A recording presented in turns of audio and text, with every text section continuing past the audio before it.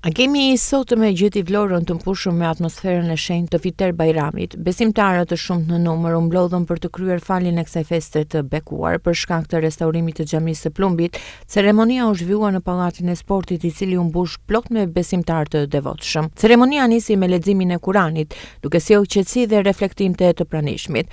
Më pas besimtarët u bashkuan në faljen e namazit, duke e kthyer këtë moment të shenjtë bashkimi dhe devotshmërie. Muftiu i Vlorës Ardit Hoxhullaku mbajti një fjalim të ngrohtë duke falenderuar komunitetin për përkushtimin e tyre në këtë muaj të shenjtë. Ai përsolli mesazhin e paqes dhe harmonisë, duke theksuar rëndësinë e vlerave familjare dhe solidaritetit. Pas faljes, besimtarët shkëmbyen për qafime dhe urime të përzemërta, duke e bërë këtë ditë edhe më të veçantë. Në fund, një koncert i organizuar nga Muftinia solli gëzim për të vegjëlit, duke e përmbyllur këtë festë me hare dhe shpresë për ditë më të mira. Fiter Bajrami nuk është vetëm një ditë feste, por dhe një kujtesë për vlerën e mirësisë, paqes dhe unitetit. Le të jetë kjo ditë një frymëzim për më shumë dashuri dhe harmoni mes njerëzve.